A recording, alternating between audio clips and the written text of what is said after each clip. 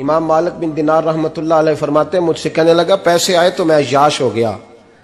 رمضان کا مہینہ تھا. عصر کے بعد میری اماں افطاری کی تیاری کر رہی تھی. میں گیا, میں نے کہا شراب پی ہوئی, اماں روٹی دے. تو اماں کہنے لگی شرم کر, روزہ رکھا نہیں تو جنہوں نے رکھا ہے ان کا تو خیال کر.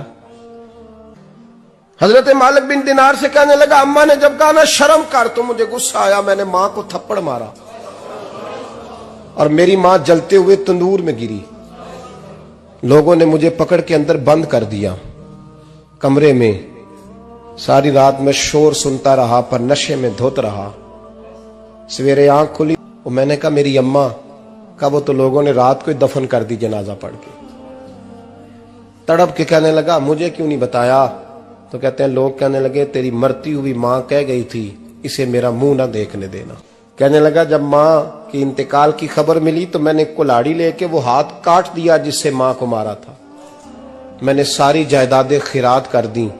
24 سال ہو گئے, ساری رات نماز پڑھتا ہوں, روزہ رکھتا ہوں, حج کرتا ہوں, پر ہر سال کوئی آ کے کہتا ہے جا دوڑ جا تیرا کوئی نہیں قبول ہوا. کہ حضور ماں کے نافرمان کو معافی کیسے ملے گی؟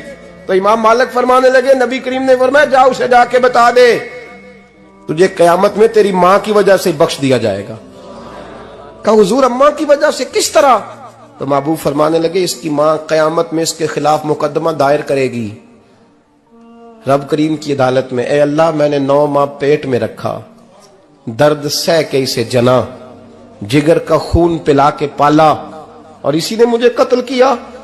رب کریم اس کی ماں کا مقدمہ سن کے کہے گا اٹھاؤ اس کو دوزخ میں پھینکو, اس نے ماں جلائی تھی اسے بھی جلاؤ. محبوب فرمانے لگے جب پکڑ کر کے مالک اس کو محمد بن ہارون کو لوگ لے جائیں گے نا جہنم کی طرف, ابھی فرشتے گھسیٹیں گے ہی تو پلٹ کے پھر اماں کی طرف دیکھے گا اور دوسری دفعہ پھر گھسیٹیں گے تو پلٹ کے دیکھے گا اور تیسری دفعہ پھر پلٹ کے کہے گا اماں یہ مجھے جلانے لگے, اماں یہ جہنم میں پھینکنے لگے. میرے حبیب فرمانے لگے وہ جل کے مرنے والی ماں وہاں بھی بول پڑے گی, کہے گی یا اللہ چل میں نے معاف کیا تو بھی معاف کر دے, اے اللہ میں نے معاف کیا تو بھی معاف کر دے, اللہ تو معاف کر دے اسے.